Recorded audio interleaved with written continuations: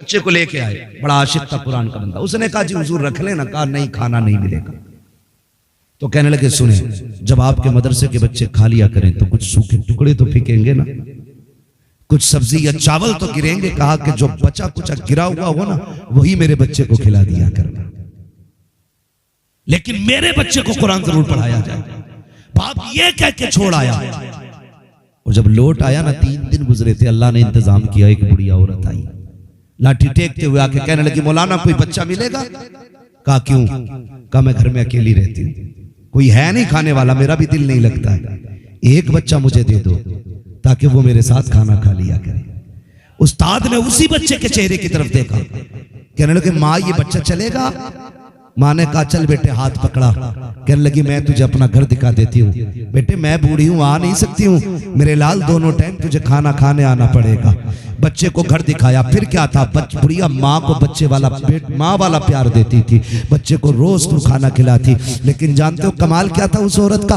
कमाल ये था, जब पहली रोटी निकल के आती थी ना तवे से, चूल्हे से निकलती तो उसे अलग रखती। कहती ये मेरी हाफिज जी बेटे के लिए है, ये मेरे हाफिज बेटे के लिए है। उसके बाद बाकी रोटी अपने लिए निकाल के रखती। वो आता उसके साथ बैठ के पहली रोटी उसको खिलाती, फिर बाद वाली रोटियां खुद खाया करती थी। एक वक्त गुजरता चला गया, ये बच्चा पढ़ता रहा। फिर वो दौर भी आया कि इस बच्चे का कुरान मुकम्मल हुआ। जब सूरे नास की आखिरी आयत तिलावत कर रहा था, आखिरी आयत तिलावत की मुकम्मल हुई, उसके बाद उठ के जाने लगा। उस्ताद ने कहा ठहर बेटे, किधर जा रहा है? देख तेरा बाप यहाँ बैठा है, भाई यहाँ, रिश्तेदार यहाँ है, तू किधर जा रहा है? उसने कहा आज मैं उसे खुशखबरी देने जा रहा हूँ जिसने साल भर मुझे अपने हाथ की पकी रोटी खिलाई थी, जिसने पेट माँ वाला प्यार दिया था, जिसके चूल्हे की पहली रोटी मेरे लिए थी। आज उसे खुशखबरी देने जा रहा हूँ। तारीख गवाह है, बच्चे ने उठा और दौड़ लगाई, उस बूढ़ी के मकान की तरफ गया जहाँ रोज रोटी खाने जाता था। आज जाके देखता है दरवाजे पे भीड़ लगी है, लोग उसका चेहरा देखते हैं। इसने कहा बात क्या है? कहा बेटे तू खाना खाने आया होगा, लेकिन अफसोस जो तुझे रोटी खिलाती थी आज उसका इंतकाल हो गया है, आज वो दुनिया से चली गई है। इतना सुनना चीख निकल जाती है। वापस लौटा, किसी ने कलाई पकड़ी, किसी ने कहा मेरे घर खा ले। उसने कहा यार मैं रोटी खाने नहीं आया था, आज उसकी रोटियों का सिला देने आया था। कहा कहना क्या चाहते हो? कहा आज मैं सबसे पहले अपने कुरान की तकमील की खुशखबरी उसे देने के लिए आया था जिसने अपनी रोटियां खिला के मुझे पढ़ाया था। रोते रोते पलट गया, चेहरा उतरा हुआ देखा। उस्ताद ने कहा था बेटे बता तो सकी क्या हो गया? कहा हजरत जी जो मुझे बेटा कह के आवाज देती रखी, पहली रोटी खिलाती रखी, आज वो दुनिया में नहीं रखी है। मेरी चाहत ये थी कि पहली खुशखबरी मैं उस माँ को जाके दूं, पहली मुबारकबाद वो मुझे दे, लेकिन वो जा चुकी है। रोते रोते सोया, सुबह हो जाती है। अब गलियों में बातें हो रही है। कोई कहता था कि मैंने उस खातून को जन्नत में देखा है, दूसरे ने कहा मैंने देखा है, तीसरे ने कहा मैंने देखा है। ये बातें हुई।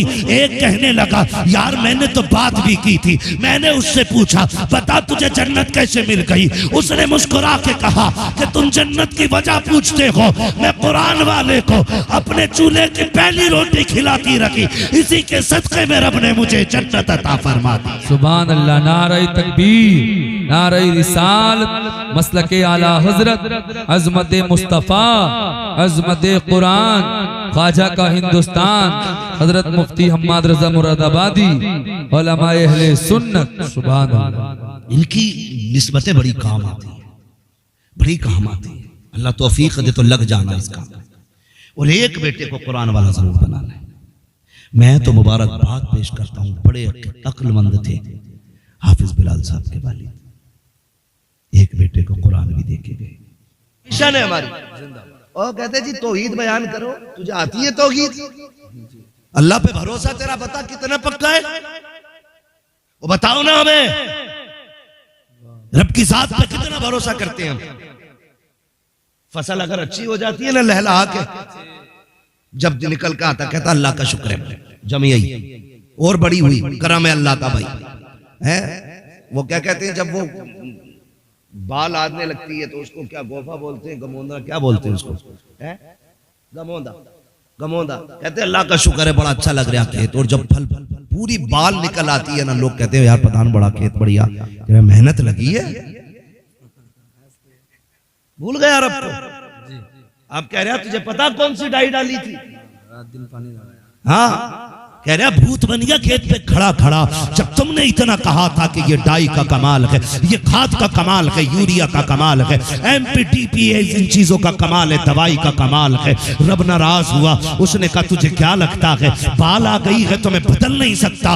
वो गेहूं के बाल के अंदर दाने को सुखा देता है, फिर जहां 35 क्विंटल निकलना था वहां 5 क्विंटल जब आता है, कहता फसल मारी गई, कीड़ा लग गया, ज़कात नहीं देनी है, अल्लाह ने फसल मार दी। और यार जब फल निकल के आया था उस दिन तुझे दवा का नाम नहीं लेना था, डाई का नाम नहीं लेना था। अब पता किधर गई तेरी डाई, कहां गया तेरा खाद, कहां गई तेरी मेहनत? जब बाल निकली थी तब भी ये कहता खुदा ने दिया है, खुदा की कसम पिछले सारे नुकसानों को वो एक फसल के अंदर भरपाई करके पूरा करने की ताकत रखता है। बेशक। नारे तकबीर, नारे रिसालत, मसलके आला हजरत, सुभान अल्लाह, माशाअल्लाह। ये कंडीशन है हमारी।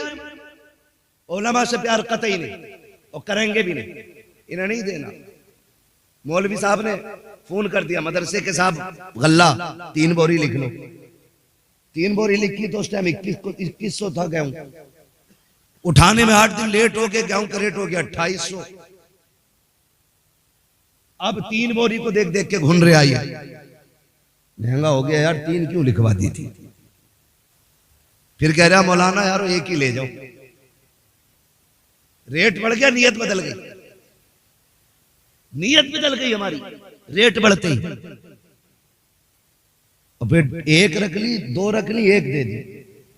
फिर अल्लाह ने एक फोड़ा निकाला, हॉस्पिटल में डाल दिया, 7 फसलों का एक डॉक्टर को दिलवा दिया, हो गया सीधा। फिर कह रहा अल्लाह ही मालिक, अल्लाह ही मालिक, अब भी मत कह। तो भाई अपने रब की जात पर भरोसा रखो। उसने कहा तुम हमें 1 दो, हम तुम्हें 10 देंगे। ये उनकी एक आदत है। और याद रखिएगा ये तो दुनिया का फायदा है और आखिरत का फायदा देखे, आखिरत का फायदा देखे। उलमा की बात छोड़िए, बहुत बड़ी जात होती है उलमा की। उलमा की वो जमात है जिनके लिए समंदर में मछलियां दुआएं करती है, वरना जितने दुश्मन होते हैं ना उलमा के, ये एक कदम नहीं चल पाए, एक दिन जिंदा नहीं रह पाए। लेकिन दुश्मनों से ज्यादा अल्लाह की मखलूक इनके हक में दुआएं किया करती है। ये सच्चाई है, बड़ी बात है। वो एक शख्स ना बच्चे को मदरसे लेके आया पढ़ाने के लिए, बच्चा छोटा था। मदरसे पहुंचे तो मदरसे वालों ने कहा कि भाई खाने का खर्चा मदरसा नहीं उठा पाएगा, हमारा कोटा फुल हो गया, कोटा फुल हो गया। अल्लाह तौफीक देना, एक बेटे को हाफिज जरूर बनाना, एक बेटे को हाफिज जरूर बनाना। आप कहेंगे क्यों? याद रखिएगा कम से कम घर में एक बेटे का हाफिज होना तुम्हारे लिए जन्नत का टिकट बन जाएगा। लोग कहते हैं अरे बड़ी अच्छी जिंदगी जी के गए, 4 प्लाट छोड़े, 18 मकान छोड़े, 3 गाड़ी, लोंडो गदगद कर रहे, काम कर गया औलाद के लिए। काम नहीं, अगर पीछे कुरान वाला नहीं है ना तो सबसे नामुराद जिंदगी जी के मराई, सबसे नामुराद जिंदगी जी के मराई। इससे बुरी जिंदगी किसी की नहीं है। इसने दुनिया का इंतजाम तो किया, कब्र का कुछ ना कर सका। इससे बुरी जिंदगी किसकी होगी? किसकी होगी जिंदगी जिसने कब्र का कोई इंतजाम ना किया हो? भाई वो